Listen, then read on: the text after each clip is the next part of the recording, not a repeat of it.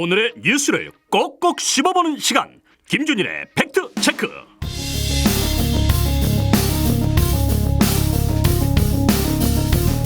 김준일의 팩트체크 시간입니다. 김준일 시사평론가와 함께하겠습니다. 어서 오십시오. 예, 안녕하세요. 오늘 의대 정원 확대 이슈부터 살펴봐야 될 것 같아요. 예.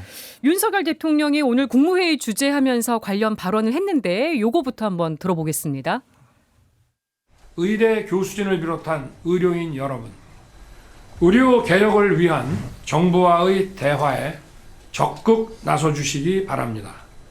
그리고 제자인 전공의들이 하루빨리 복귀할 수 있도록 설득해 주시기 바랍니다. 정부가 며칠째 이제 대화의 메시지를 보내고 있는데 근데 대화는 이루어지지 않고 있는 것 같습니다. 예. 이 상황 어떻게 보세요? 그러니까 서로 이제 요구한다라기보다는 서로 조금 이제 대화의 테이블에 놓은 게 좀 다른 것 같아요. 그러니까 정부는 이를테면은 처벌을 안 할 테니까 대화 테이블에 앉으라는 거고, 처벌 의사들은 처벌은 뭐 그거는 됐고 정원 문제나 지금 논의 테이블에 이제 얘기를 하자, 뭐 요거거든요. 쉽게 얘기를 하면. 그러니까 아예 이제 대화가 좀 성사가 되기가 쉽지 않은 구조인 것 같습니다. 그래서 사실 요게 재밌다기보다는 조금 이제 저는 의미심장하게 본 게, 한동훈 비대위원장을 중재자로 좀 내세워서 이제 용산에서도 대통령실에서 상당히 밀어주는 분위기였잖아요. 그러니까 당을 중재 창구로 활용을 하려는 것 같았는데. 예. 그러니까 이제 뭐 당정이라고 하는 게 보통은 이제 당에서 어떤 여론 수렴을 하고, 정부는 뭐 그거를 좀 받아들여서 집행도 하고 중재도 하고, 그래서 이제 당의 이제 여당의 존재라는 게 이제 그런 식으로 이제 많이 활용이 되고, 적극적으로 이제 조금 이런 갈등을 해소하는 창구로 쓰려고 했던 게 이제 며칠 전의 모습이었다라면은, 네. 대통령이 직접 등판했어요. 그러면 한동훈의 역할은 무엇인가 이제 그냥 갑자기 쏙 들어간 것 같거든요. 예, 물론 이제 아직 뭐 역할이 남아 있기는 합니다만은, 그게 굉장히 이제 평행선에 아직도 달리고 있고 이런 상황이라면은, 한동훈 비대위원장, 뭐 우리가 또 뒤에 좀 얘기를 하겠지만, 한동훈 비대위원장의 지금 여기에서 중재자로서의 존재감은 조금 줄어들지 않을까, 뭐 그런 생각이 드네요. 예. 어쨌든 핵심 쟁점은 증원 규모입니다. 근데 윤 대통령이 오늘 한 발언을 보면, 대학별 의대 정원 배분이 완료됐다. 또 늘어난 정원을 지역 거점 국립의대를 비롯한 비수도권에 중점 배정했다. 다 완료형이에요. 예. 그래서 증원 규모는 협상의 여지가 없다는 메시지로 보이는데. 그러니까 뭐 대통령실의 일관된 메시지인 것 같아요. 사실은 이게 2,000명 좀 딜레마 상황인 것 같습니다. 그러니까 2,000명을 조정하지 않으면은 대화를 안 하겠다라는 게 의사들이고, 정부나 지금 뭐 그 윤석열 대통령이나 용산 대통령실의 분위기는 2,000명은 타협이 없다라는 거잖아요. 이게 그러니까 과거에 이제 예를 들면은 뭐 이제 건설 노조라든지 이렇게 예를 들면은 뭐 화물 노동자들, 택배 이제 뭐 화물 노동자들 이제 대응을 했을 때도 원칙을 어기는 뭐 협상은 없다, 이런 식으로 이제 지금까지 했었거든요. 그러니까 그런 어떤 일관된 이미지를 조금 원칙을 유지하려고 하는 것 같아요. 다만 아까 말씀드렸듯이 이게 2,000명이 이제 정말 맞는 것이냐, 뭐 계속 이거 도돌이표처럼 몇 번을 말씀드리는데 몇 번 얘기했나 몰라요. 예, 그러니까 예를 들면 이런 거예요. 지금 지역에, 특히 이제 지방 지역에 많이 늘어났는데, 예를 들면은 뭐 미니의대라고 뭐 50명 이하 이런 데들이 이제 인원이 많이 늘어났거든요. 예를 들면 충북대 같은 경우에는 지금 49명이에요, 정원이. 근데 여기가 이제 200명이 됐습니다. 4배 이상이 늘어났어요. 예, 4배, 뭐 4배 정도라고 보면 됐고, 어쨌든 뭐 그 경상국립대도 76명인데 200명, 전남대도 125명인데 200명. 그러니까 저는 이게 궁금하더라고요. 왜 200명으로 똑같이 맞추나? 그럼 여기에 전남대는 125명이고 충북대는 49명이었던 이유가 있을 거 아니에요, 전에는. 그러니까 뭐 그 정도의 인구와 그 정도의 의료 수요와 뭐 이런 게 있는데, 이거를 왜 그럼 다 200명으로 똑같이 이렇게 한 것인가? 뭐 이런 이제 의문들이 드는 거죠. 그러면은 50명을 가르치던 교수들이 200명을 어떻게 가르칠 것인가. 그러니까요. 그런 교실이나 기자재 실습은 또 어떻게 되는 건가 걱정하시는 분들 많거든요. 그러니까 지금 이제 의대가 교원 한 명당 학생 수가 이제 1.6명이에요. 근데 이제 의대 같은 경우에는 이제 실습이 많으니까 그렇죠. 이게 결코 교원이 많은 게 아니라는 건데 문제는 비수도권은 교원 한 명당 2.2명이에요, 학생이. 그리고 서울은 1.7명이에요. 그리고 네. 경인권 의대는 또 0.8명이라고 합니다. 어쨌든 그러면은 이게 비수도권에서는 이제 의사들 교수를 구하기가 굉장히 어려운 상황이에요. 지금도 그런데 앞으로 그러면은 더 힘들어지겠죠. 충북대는 지금에 있는 교수들의 4배를 이제 구해야 되는데 이제 어떻게 될 것인가. 근데 이제 지금 다 사직하고 있잖아요. 심지어는 네. 교수들. 그러니까 이게 제대로 이제 작동을 할 것인가. 이게 완강한 이 의사들의 이제 저항을 뭐 이제 넘을 수 있을 것인가 이런 의문이 드는 거죠. 그러니까. 네. 근데 정원 말고도 지금 여러 문제가 있습니다. 윤 대통령이 정원은 쐐기를 박았지만 지역 거점 병원 지원이나 뭐 지역 인재 전형 확대, 뭐 필수 의료 R&D 투자 확대 이런 지원책도 같이 언급을 했어요. 근데 이런 게 문제 해결에 또 얼마나 도움을 줄 수 있을 것인가도 한번 살펴보게 되거든요. 그러니까 뭐 도움이 안 되진 않겠죠. 당연히 이제 또 이게 결국은 얼마나 재정을 투입을 하고 돈을 쓰느냐도 굉장히 중요한데. 이틀 전에 제가 연합뉴스 기사 제목을 좀 말씀드릴게요. 지방의대 지역 인재 전형만 2,000명 훌쩍. 지방 유학 시대 열렸다. 이게 무슨 얘기냐면은 그러니까 지금 지방의대들이 지금 대폭 늘어났잖아요. 네. 그게 대부분의 지역 의대들이 지역 인재 전형으로 뽑는다라는 거예요. 그러니까 예를 들면은 60% 우리 정원의 60%는 이 지역 사람들을 뽑겠다. 예. 심지어는 전남대 같은 경우에는 뭐 70% 뭐 한 80%인데도 있는 거예요.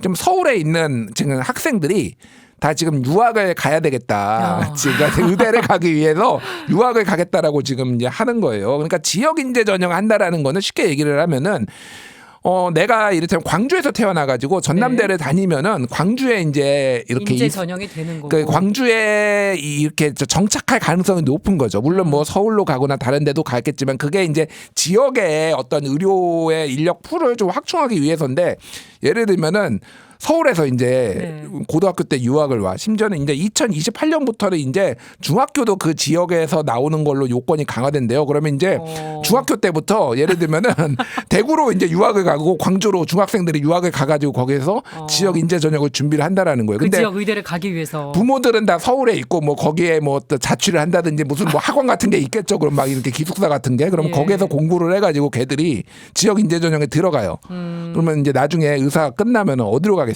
다시 수도권으로 오게 되지 않을까. 그럴 가능성이 높은 거죠, 사실은. 이게 그러니까 뭐 제가 정부가 무조건 틀렸다 이렇게 생각은 안 하는데 지금 굉장히 많은 문제들이 사실 노출되고 있어요. 아까 제가 말씀드렸듯이 지금 그 교원들을 어떻게 확보할 것이냐 문제도 있고 이게 잘 매끄럽게 될까?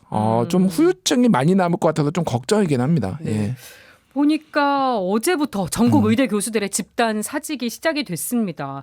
교수들이 그나마 전공의들 빈자리를 채워왔는데 교수들마저 사표를 내면 정말 걱정되는 상황이 올 수도 있는 거잖아요.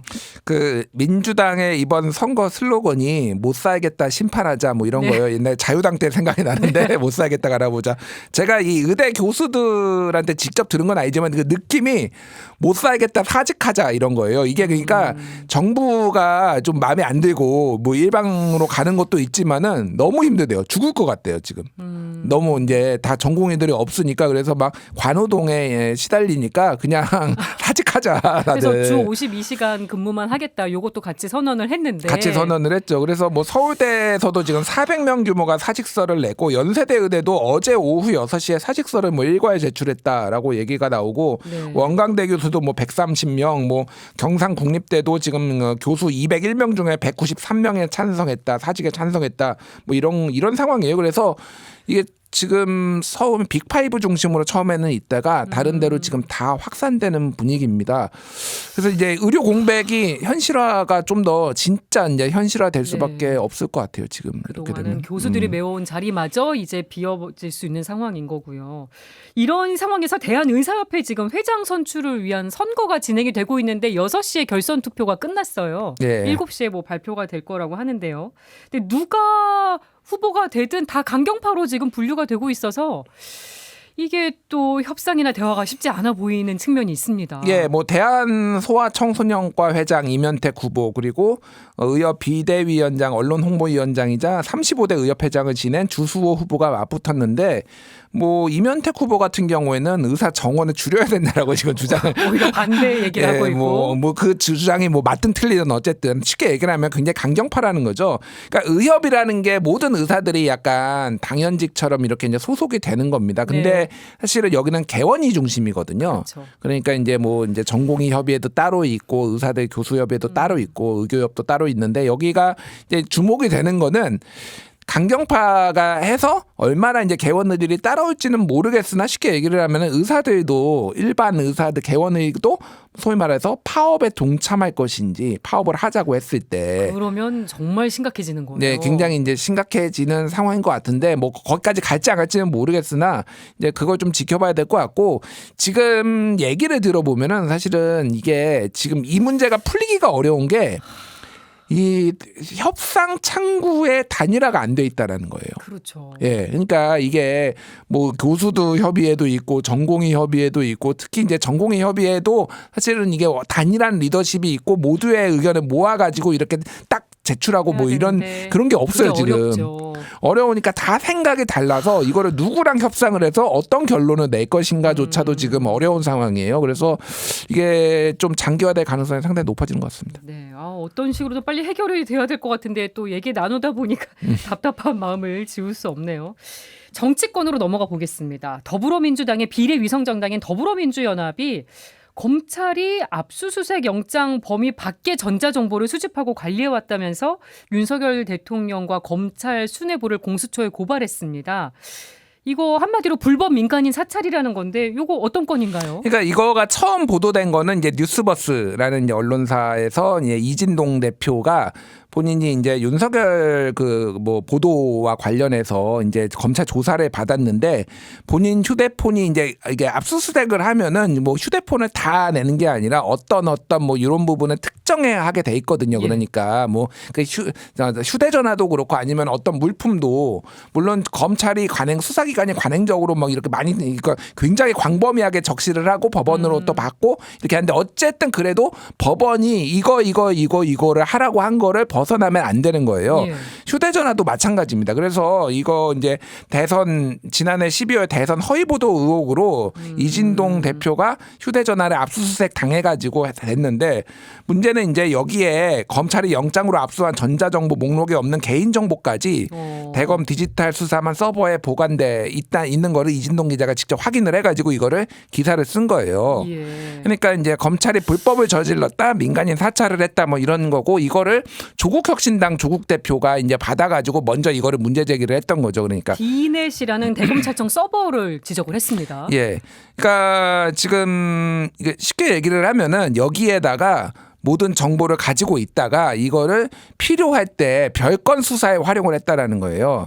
예를 들면은 오늘 그 조국 대표가 그 라디오에 나와서 이제 예시를 든 게 예전에 장충기 문자 이거가 이제 그래서 장충기 사장의 문자를 이제 휴대폰을 압수수색해가지고 가지고 있었는데 이거를 나중에 이재용 삼성전자 부회장의 불법 쓴 게 이거를 이 문자를 압수수색하면서 가지고 있던 그 내용을 여기 수사팀에 제공을 했다라는 겁니다. 근데 그거는 이제 조금 이제 불법일 가능성이 높다라는 거예요. 그래서 아까 말씀하셨듯이 그 디넷에 등록하고 보존된다는 사실은 확인이 됐는데 이거를 이게 조국혁신당이나 예를 들면은 더불어민주연합에서 얘기를 하는 거는 그러면 이거를 언제부터 누가 받고 이거를 어떻게 보고를 받았느냐라는 거고 또 하나는 이제 이게 법으로 된 게 아니라 대검 예규로 바뀌었다라는 거예요. 요거는 이제 시점은 검찰 쪽에서는 뭐 2019년부터다라고 얘기를 하고 있고 그러면 이제 문무일 검찰총장 때고 지금 뭐 조국혁신당이나 이쪽에서는 2021년 1월에 대검 예규가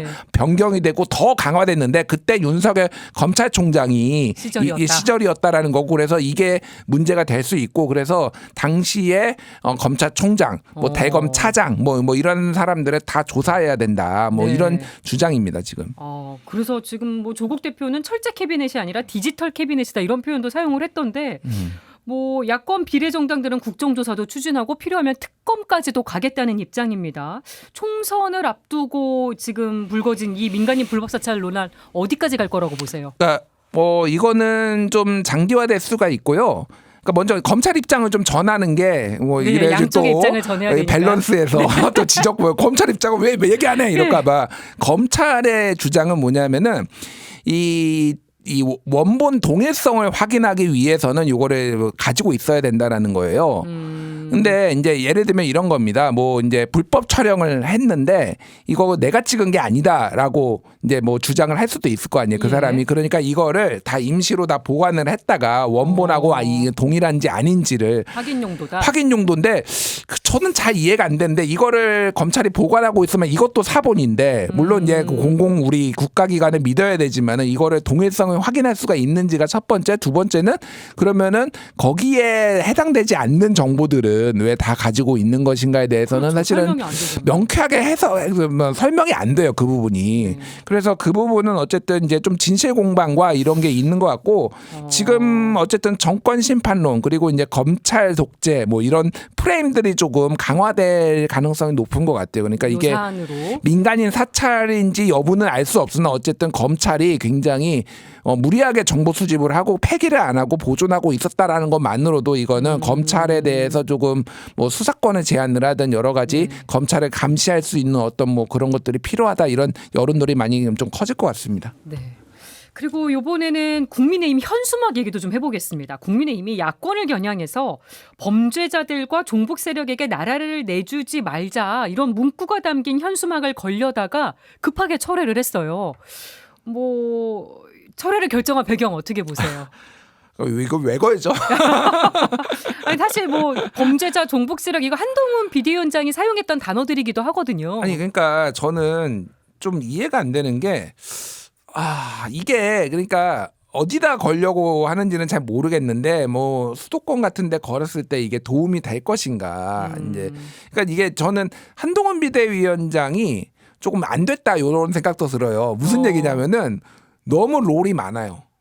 예를 들면은 뭐 신당동에 가가지고 뭐 이해운 의원이랑 떡볶이도 먹어야 되고 여의도 네. 가가지고 뭐 폴더 인사도 해야 되고 갑자기 대구 내려가서 박근혜 전 대통령도 만나야 되고 의대 증언 갈등도 해결해야 되고 중재자 역할도 해야 되고 그 와중에 이제 종북 세력한테 나라도 내주지 말아야 된다라고 하고 그러니까 저는 이게 사실은 그 국민의힘에서도 얘기가 나오는 게 역할 분담이 좀 필요하다. 왜냐하면은 이 지도자의 이미지가 좀 일관성이 있어야 되잖아요. 예. 최근에는 정책 얘기를 지금 하려고 하고 있어요. 예. 예를 들면은 뭐 세 자녀 있으면은 네, 저출생 공약. 뭐 저출생 공약 뭐 이렇게면 뭐 대학 등록금 그 대학 등록금 막 얘기하다가 갑자기 종북 세력에 직권을 막아야 된다라고 한동훈이 딱 얘기를 하면은 이게 이제 매치가 되냐고요. 그러니까 이게 원톱 체제에서 불거진 더 일이라고 볼 수밖에 없을 것인지 그런 측면도 있다고 보여지기도 하거든요. 예, 그러니까 이거는 한동훈 비대위원장한테도 리스크인데 당에서도 지금 약간 오락가락하고 있다. 왜 그러냐면 어쨌든 처음에는 운동권 심판론 얘기 꺼냈다가 그 다음에는 이제 종북 세력의 집권을 막아야 되겠다. 이제 저쪽에 더불어민주연합의 진보당이 저는 통합진보당, 통진당 후예들이다. 그리고 네. 종북 세력이다라는 프레임으로 이제 간 건데 이랬다가 이제 지금은 정책의 시간이다라고 갔다가 다시 이제 플래카드는 또 이거를 걸었다가 그러니까 이게 당이 종잡을 수가 없네. 이게 그러니까 전형적으로 안 되는 집안에서 이렇게 돼요. 그러니까 뭐라도 해봐야 되겠다. 지금 급하니까 막 쏟아내는 거예요. 네. 원래 그러니까 이게 좀 그 야당이 선거하기는 더 쉬워요. 그러니까 메시지는 더 선명해요. 그러니까 예. 정권 심판론 뭐 이렇게 하면은 뭐 못 살겠다, 뭐 갈아보자, 심판하자 뭐 네. 이때면은 이런 게인데 여당은 사실은 이제 효능감을 주기 위해서 정책에 좀 집중할 때라고 했지만은 이게 또 반응이 없고 그러니까 다시 이제 이걸로 가고 뭐 이런 좀 안 되는 좀 이게 잘 이게 뭐가 작동하지 않는 상황인 것 같아요. 근데 예. 어쨌든 걸려고 했다가 철회를 했다는 거고 내부에서 이제 반발도 있었다는 거예요. 그렇죠. 뭐 이번 일을 해프닝으로 봐야 될지 아니면 좀 여당이 조급해졌다고 봐야 될지 어떻게 보세요? 그러니까 말씀드렸듯이 지금 이제 조급한 거고요. 사실은 이제 일관된 메시지 뭐 이런 것들도 상당히 중요하거든요.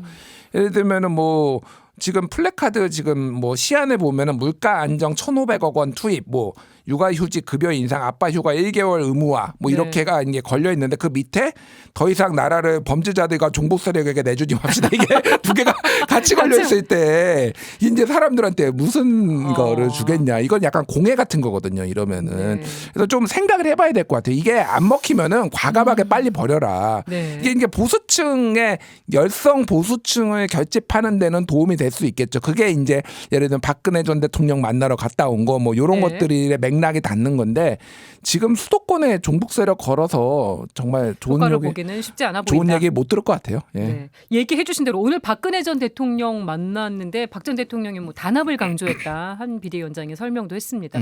오늘 만남 어떻게 보셨어요? 최근에 이제 보수 유튜버들, 강경 보수 유튜버들의 썸네일이 다 한동훈이에요. 뭐 위장 보수였다. 뭐 좌파들을 불러들여서 보수를 지금 좌파 세상으로 만들었다. 막 그런 거가 그러니까 최근에 이제 도태우 후보하고 장해찬 후보를 이제 공청 취소를 하고 이제 쳐내면서 여기에서 보수층이 강하게 반발을 했거든요. 그러면서 두 사람 다 이제 무소속으로 나오고 있잖아요. 네.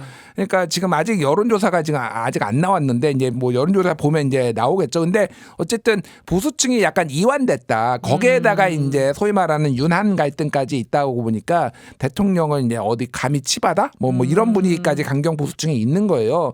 그러니까 이제 조금 급하면은 박근혜 윤석열 대통령도 급하면 박근혜 대통령 찾아가가지고 한 3번인가 제격으로 한 3번 정도 뭐 만났던 걸로 근데 기억하는데 사실 그 국정농단 수사 때문에 좋은 인연만은 아니었었는데 이렇게 또 선거를 앞두고는 만남이 성사가 되네요. 박근혜 대통령도 참 보살이다. 저는 이런 생각을 올 때마다 다 만나주고 좋은 메시지 내주시고 참 그런 생각은 드는데 어쨌든 이제 뭐 악연이었다라고 볼 수도 있겠지만은 이제 박근혜 대통령이 어떻게 보면은 통 크게 좀 뭐 만나신 것 같고 보수층 결집에는 확실히 도움이 될 것 같아요. 네. 이거는 그러니까 워낙 지금 이래저래 중도층도 누려야 되고 보수층도 누려야 되고 국민의힘이 좀 굉장히 난감한 상황이다. 네. 좀 바쁘다 이렇게 보시면 될 것 같습니다. 그리고 총선이 정말 얼마 안 남아서 투표율 얘기도 좀 해봤으면 하는데요. 투표율이 낮으면 보수 정당이 웃었고 투표율이 높으면 진보 정당이 승리했다. 이런 내용을 다룬 기사가 눈에 띄더라고요. 요거 팩트 체크 해주실 수 있을까요? 제가 이거는 이미 많은 방송에서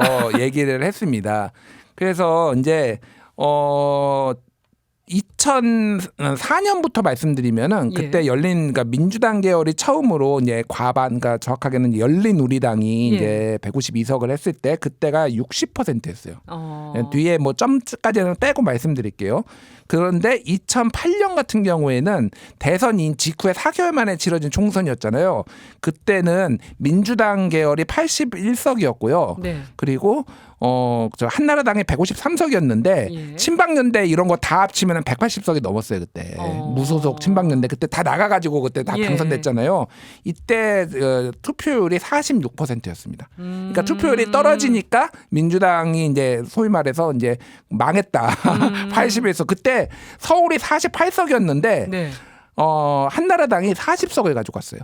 투표율에 따라서 정말 그런 차이가 있긴 있네요. 그리고 2020년 같은 경우에는 66%였거든요. 이때는 180대 103이 나왔습니다. 그래서 이거는 이 유권자의 성향을 보시면 돼요. 그러니까 보수는 눈이 오나 비가 오나 어쨌든 투표장에 나가시는 분들이 노년층을 중심으로 나가시는 분들이 많다라고 본다라면은 상대적으로 이제 젊거나 이런 뭐 민주당 지지자들 범진보 같은 경우에는 약간의 이 분위기를 타는 게 첫 번째는 질 것 같은 선거는 안 나가는 경향이 있고요. 두 번째는 특히 민주당 온건 지지자들은 명분이 좀 떨어지는 선거에 대해서는 투표를 회피해 버립니다. 그러니까 투표를 안 하거나 기권하거나 다른 정당 찍거나 뭐 이런 경향이 있어요. 그래서 이번 선거 투표율이 이제 얼마가 되느냐가 중요한데 2016년이 58%였거든요. 그때가 123대 민주당, 122 새누리당 그리고 38 국민의당이었어요. 그러면 사실상 국민의당 국민의당의 호남 의석까지 감안을 하면은 이제 민주당 계열이 뭐 많이 이겼다라고 이제 예. 보는 게 맞잖아요. 그러니까 대충 이제 60%까지 근접하면은 민주당이 이길 가능성이 높고 60%를 상회를 하면은 민주당이 네. 좀 많이 이기고 66%까지 가면은 이제 180대 103 뭐 요 비슷한 분위기가 나의 가능성이 높다. 뭐 이렇게 보시면 될 것 같습니다. 그러면 요번 투표율은 어느 정도로 나올 것인가? 그리고 60대 이상 유권자가 지금 30대 이하보다 많아졌다는 얘기도 나와서 그럼 이건 보수 정당에 유리하게 작용할 수 있을 것인가? 어떻게 보세요? 자, 이번 투표율은 저는 개인적으로 다른 방송에서 63% 정도 나올 것 같다. 높게 예상하셨어요. 예, 일단은 뭐 여러 가지 이유가 있는데 사실은 이제 우리나라 투표율이 이명박 정부 때 저점을 찍었다가 계속 조금씩 상승을 했고요. 특히 예. 이제 박근혜 대통령 탄핵 이후로 대선, 지방선거, 총선 다 2000년 이후로 다 최고치를 찍었어요. 그러니까 다 이제 정치적 효능감이 올라가면서 투표율이 올라간 거는 맞아요. 근데 이게 지난 대선과 지방선거 때 꺾였습니다. 네. 그러니까 민주당 지지자들이 투표를 포기한 이런 선거였다라는 거죠, 상대적으로. 예. 그런데 이번에는 정권 심판론이 이제 굉장히 강해지고 조국 혁신당의 등장이라든지 이런 것들로 그래서 민주당이 마음에 안 들지만은 비례정당으로 조국 혁신당을 찍으러 나가는 사람들까지 포함을 하면은 상당히 네. 높게 나올 가능성이 높다라고 보면 될 것 같고. 60대 이상이 늘어난 건 맞는데요. 이거는 세대별로 봐야 돼요. 무슨 네. 얘기냐면은 이게 연령 효과도 있지만은 코호트 효과가 있어요. 예. 그 이제 세대가 어떤 세대냐. 지금의 60대들은 60대 전반기와 60대 후반기는 선거 경향이 완전히 달라요. 무슨 얘기냐면은 지금 60대 전반기 같은 경우에는 쉽게 예. 얘기를 하면은 86세대예요. 예. 예, 그러니까 이를테면은 뭐 81학번, 82학번, 83학번 이런 분들도 지금 60 초반인 거잖아요. 예. 그러니까 그 이전 세대, 소위 말해서 1차 베이비붐 세대에서 58년 개띠를 기준으로 해가지고 갈리는군요. 그 이전 세대들은 보수 정당을 강고하게 좀 지지하는 경향이 높다라면은 60대 네. 초중반 같은 경우에는 상대적으로 강하다는 거고 예. 지금의 40대, 50대 같은 경우에는 인구가 굉장히 많고요. 네. 근데 여기는 민주당 지지세가 특히 강합니다. 특히 50대 초반. 이제 저도 이제 50대 초반에 들어갔는데 여기가 70년대 초반생들이에요. 70년도부터 74년생들까지. 예. 여기는 대한민국 역사상 가장 진보적인 세대예요. 그러니까 그 5년 단위로 끊어서 보면 그런 뭐 이제 분석도 있어요. 예. 그러니까 뭐 X세대의 영향, 정규조의 영향 뭐 이런 것들이 있습니다. 그래서 특징이 있으니까. 실질적으로 이거를 고령화가 된 거 자체가 문제가 아니라 그 어느 세대가 어떻게 지금 이동하고 있느냐. 예. 그래서 이게 전체적으로 사회가 조금 이게 좀 옛날에는 40세 이상이면은 보수화가 됐다라면은 지금은 55세 이상으로 보수화가 약간 되는 이런 경향성 굉장히 이제 달라졌다. 네. 네, 이렇게 보면 될 것 같습니다. 그럼 60대 투표율은 어떻게 나올 것인지 또 투표 성향은 어떻게 나올 것인지 다 말씀을 들어보니까 더 궁금해지네요. 알겠습니다. 김준일의 팩트체크 여기까지 하겠습니다. 고맙습니다. 감사합니다.